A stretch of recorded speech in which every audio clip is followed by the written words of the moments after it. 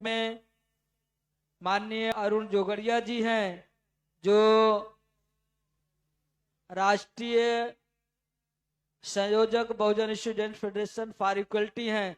आपसे आग्रह है कि आप आवें और संक्षेप में अपनी बात को रखें। डॉक्टर अरुण जोगड़िया जी। हेलो,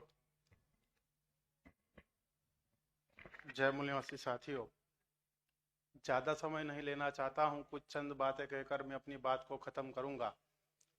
सबसे पहले मैं वीर शहीद देवजी भाई महेश्वरी को इस मौके पे याद करना चाहता हूं और गुजरात से जे जोगड़िया को भी इस मौके पर मैं याद कर अपनी बात शुरू करना चाहता हूं।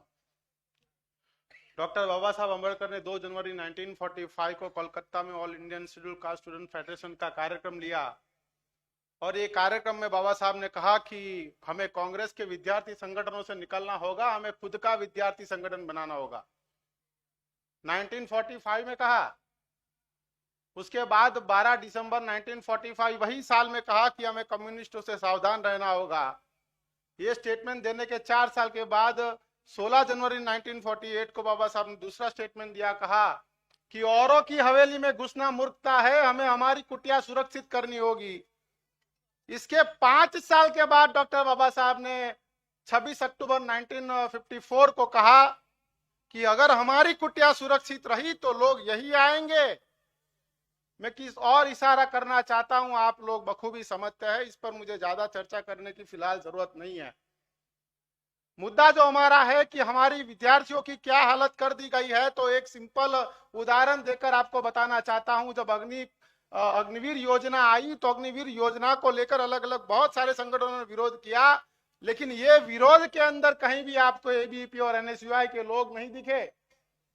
सवाल ये होता है कि अगर ये विद्यार्थियों का मुद्दा है तो एबीवीपी और एनएसयूआई के लोगों का ये मुद्दा नहीं है क्या? क्या एबीवीपी और एनएसयूआई को स्पेशल कोटा दिया गया है क्या? ऐसा तो नहीं है। जो विरोध नहीं करता है उसका मतलब कि उसका फायदा है। तो एबीवीपी और एनएसयूआई जिस शासक जातियों के द्वारा चलाया जा रहा है उनका फायदा था, इसीलिए उन्होंने विरोध नहीं किया। और हमारे विद्यार्थी संगठन ना होने का क्या नतीजा हुआ?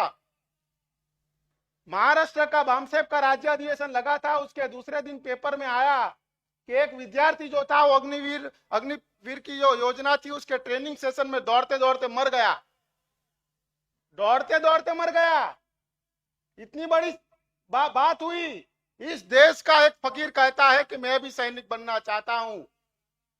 राजनाथ सिंह ने एक बार कहा था कि मैं भी सैनिक बनना चाहता हूं। जी तब किया कि उनकी वो 1.5 लाख वाली साल खींचकर पूछूं, उनका वो फकीर का झोला खींच के पूछूं, कब ज्वाइन करना है आपको अग्निवीर? कब आप अपने बच्चों को अग्निवीर ज्वाइन करवा रहे हैं? देश में क्या परिस्थिति है आज? रोहित वेमुला, धवल परमार, पायल तड़वी जैसे बहुत सारे किस्से हैं, नजीब जैसे किस्से। इतने साल हो जाने के बाद भी आज भी उस घटना के आरोपियों को जेल में नहीं डाला गया। आज देश में यह घटना है कि इंद्र मेघवाल जैसी घटनाएं हो जाती है। आज इंद्र मेघवाल जैसी घटना होने के बाद भी नेशनल इश्यू नहीं होता है। एबीवीपी और एनएसयूआई उस पर चर्चा नहीं करते हैं। अडानी को केवल धमकी मिलती है, टाइम्स ऑफ इंडिया के फ्रंट पेज पर छपता है, और इंद्र मेघवाल की घटना जो होती है वो फ्रंट पेज पर आज तक नहीं छपी गई। हमारे बच्चे की मौत की कितनी वैल्यू है? ये सारी परिस्थितियां जब हमारे सामने थी तब हमने बीएसएफई का जब गठन किया तो लोग कहते थे क्या कर लोगे, 2 जिले का संगठन नहीं बनेगा। आज हमने 16 राज्यों में बीएसएफई को पहुंचा दिया। लोग कहते थे ओबीसी नहीं जुड़ेगा, हमने 4 राज्यों में ओबीसी को नेतृत्व कराया। एक हमारे यूपी से हमारे साथ यहीं पर मौजूद है।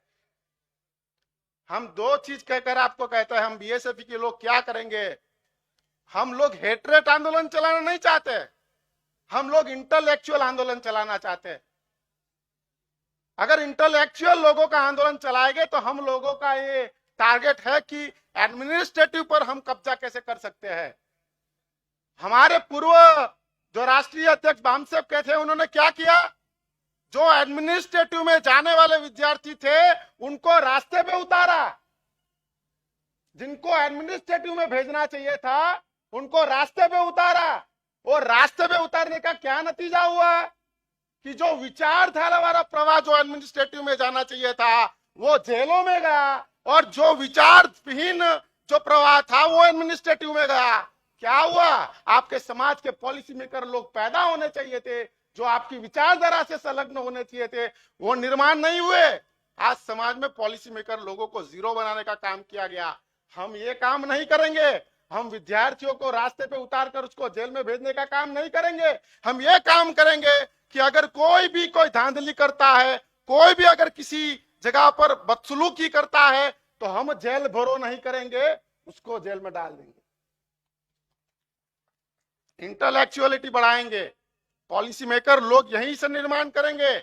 आपको चंद बातें का अगर बात खत्म करता हूं, क्योंकि आगे हमें प्रभारी जी को भी सुनना है। मैं बीएसएफई के माध्यम से आपको एक आश्वासन देता हूं, हम कुछ ना कर पाए लेकिन आपके मान सम्मान को ठेस नहीं पहुंचने देंगे। हम कुछ ना कर पाए लेकिन हमारे संगठन की महिलाओं का मान अपमान नहीं होने देंगे। हम कुछ ना कर पाए लेकिन हम किसी को कोई टैग नहीं देंगे। हम कुछ ना कर पाए लेकिन याद रखना, 1 साल के अंदर हम लोग 1000 एक्टिविस्ट विद्यार्थियों के खड़े कर देंगे। हम कुछ ना कर पाए, हमने 8 महीनों के अंदर 4 बड़ी यूनिवर्सिटी में हमने इलेक्शन लड़ाने की तैयारी की, और आने वाले समय में आप हमें वेबसाइट से लेकर विकिपीडिया में भी देखेंगे। और चंद यही लाइन कहकर मैं अपनी बात खत्म करता हूं कि मत तू इंकार कर, चुनौतियों को स्वीकार कर, हौसला बुलंद रख, काम की तेज धार कर। आज झुका तो कल सभी झुकेंगे। हिम्मत से नौका में बैठा है तो हिम्मत से पार कर। अब हम नौका में बैठ चुके हैं, हिम्मत से पार करेंगे। आपको केवल इतना ही आशा और विश्वास दिलाता हूं। 1 साल तक यह अभी फॉर्मेशन फेज में है। 16 राज्यों में हम पहुंच चुके हैं, हम फॉर्मेशन फेज में है। अभी यही 16 राज्यों के बूथ जो रूट है उसको मजबूत करने के लिए हम लोग अपना टाइम देंगे।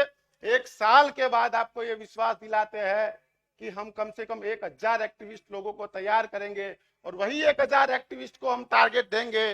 अगर एक एक्टिविस्ट ने भी अगर 10 आदमी को तैयार किया तो 10,000 लोग तैयार हो सकते हैं। 2 साल में हम ये काम करेंगे। मैं बस इतनी ही बात कहना चाहता हूं। संगठन ने मुझे समय दिया, इसके लिए आभार।